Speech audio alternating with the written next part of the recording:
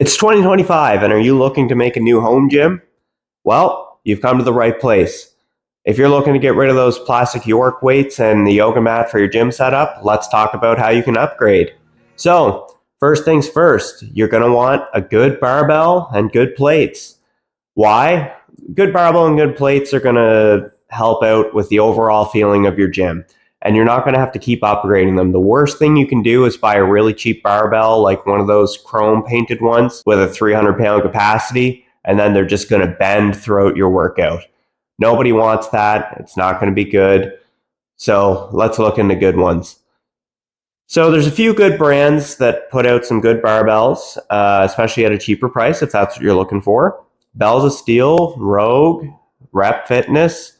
Rep Fitness has a good Badlands bar. It's a really good combination one. Bells of Steel has a very good powerlifting bar, especially for the price. It's amazing. Look into something like that.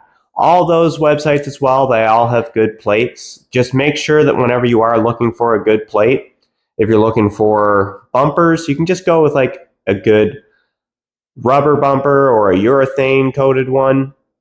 Urethane bumpers are going to be a little less bouncy, and they'll probably smell better than the rubber ones because the rubber ones are pretty brutal when you first get them. If you're looking for a steel one, make sure that you're getting a 17.5 diameter plate. Reason being, that's the diameter of a calibrated plate. So a calibrated plate is the ones they use in competitions. So it's a proper size so that you know that you're in the proper measurement for the size. So if you're going to deadlift, the barbell is going to be in the right spot. Also, I do find if they're 17.5, the quality of the plate's going to be a little bit better too.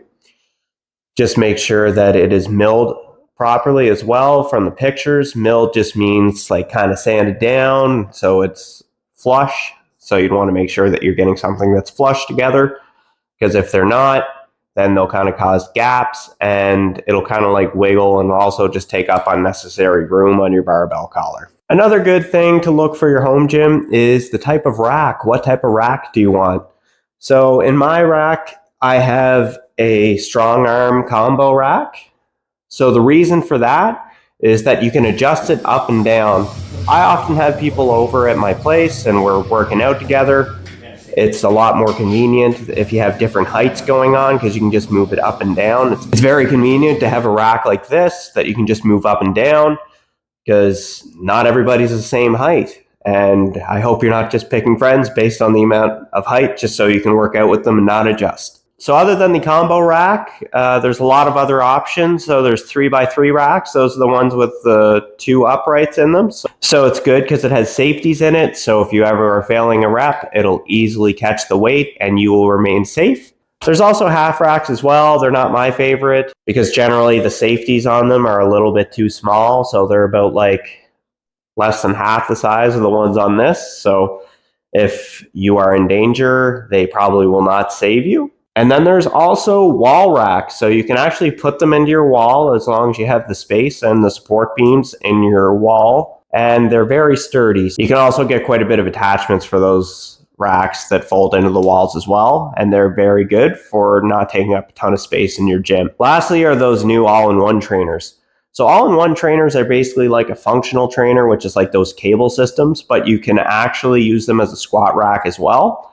So if you're trying to save on space or anything like that, fantastic, because you don't have to move anything. Everything's all in one spot. So you can just have one little room in your house and you can pretty much have everything all in that one rack, which is great. You can have your pull downs, your cable system, your squat and bench, everything. They're amazing racks just for if you're in a small space. When you are looking into your rack, make sure that you do get your height of your ceiling and the height of the rack, because the last thing you want to do is get something too big where you have to drill a hole into the ceiling just to get it into your place. The next thing that you should look into for your gym is a good bench. I've made countless mistakes with my bench purchasing in the past. Make sure that you do get a good one. A few good things I would look for is actually pay attention to the width of the seat. This new one I just got, so the Rep Blackwing, I went with the wide bench because my standard bench I have over there is standard, so I wanted something a little bit different. All right, and as I mentioned, I have made some mistakes with some benches. make sure that you're paying attention to a few things with them. So for one, the width. I went with a wide bench because I do have a standard flat one. So as I'm getting ready for a competition for powerlifting, I'll probably only use this one because you don't want to get used to a wide, but for training in general, it's nice to have a wide alternative. Now, why am I talking about the width of the bench? If you get something like this guy here, although it's a very good quality bench, it's too narrow. So as you go to set up, your shoulders and the scapulas are going to go off of the side of this, and you just do not feel stable and safe. Where something with a wide grip, you're going to feel a lot more secure, you're going to feel a lot better.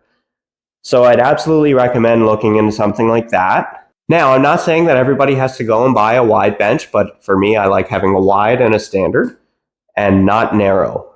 What I am saying, though, is to avoid the narrow bench because it is even smaller. I would have liked for this one to be the standard width the whole way, and I probably wouldn't have had an issue. So the next thing I would look for in your bench, I never really paid attention before I looked into it, but you'd want to look for a railing. The reason you want to look for a railing is because it makes this track always stay in place, which is very nice. You're not really going to get any off play with it, so it's very stable. The other thing that's very nice about it is if you have a railing, generally you can store it upright. So with the railing there, whenever you move it up, it's not going to move out of place, so you can just kind of store it there. Make sure that your bench is locked into place before you do it like I did, but it's going to keep it nice and snug there. The reason this is convenient is because most home gym places, you're going to be short on storage a lot, so anything that you can kind of store upright like this, it's going to save a lot of space and it's going to save a lot of headache. So it just opens up your gym that much more when it's not in use. The next thing I suggest for your home gym is building a deadlift platform if you're doing deadlifts.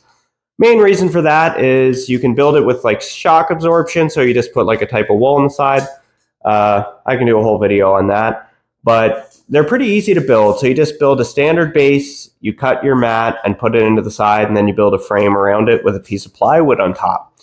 It's pretty easy, and it's going to protect your property, and so you're a little less loud in your home gym. That's great for me because I live in a duplex, so it's nice that I'm not making too much noise for my neighbors, or at least trying to reduce down on the sound of it.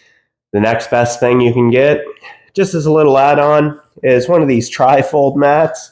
It's great for the dogs to play on. It's great for you to do some stretches, do ab exercises, anything like that. They're also really cheap on Amazon. Just look up tri-fold exercise mat. The next thing you'll want to make sure that you do for your gym is pick up like an adjustable dumbbell. There's a lot of adjustable dumbbells probably online, secondhand, or you can get them new from any of the websites I've before mentioned. But they're just going to be a nice change up for your gym because then you can work on your stabilizers for different areas instead of just always relying on the barbell. Nice to be able to have single hand movements for your workout as well. The other great thing about adjustable dumbbells versus like a dumbbell rack is the amount of space they save in your gym.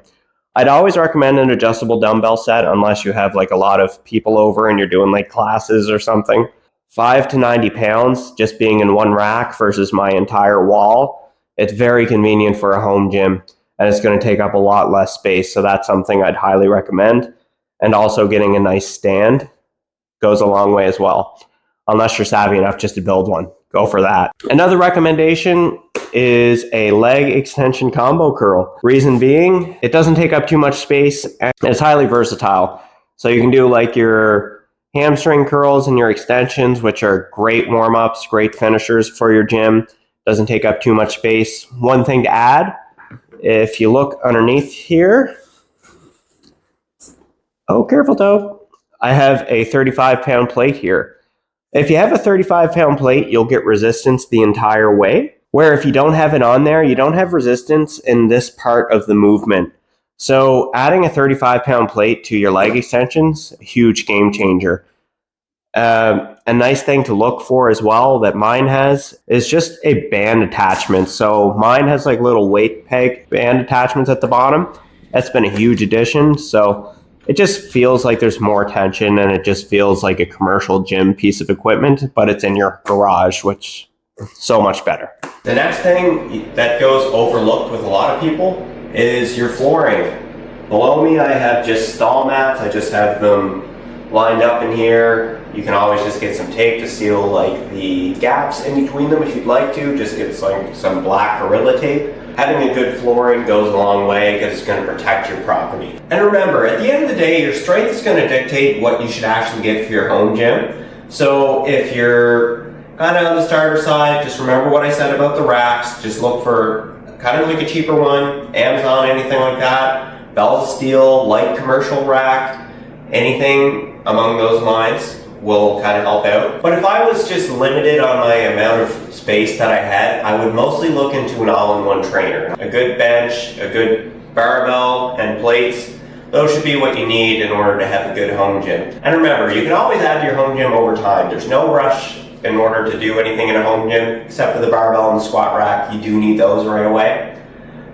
But if you like this video and you want to see more, if you have any ideas for me, comment below, subscribe, and I'll see you in the next video, guys. Thanks again.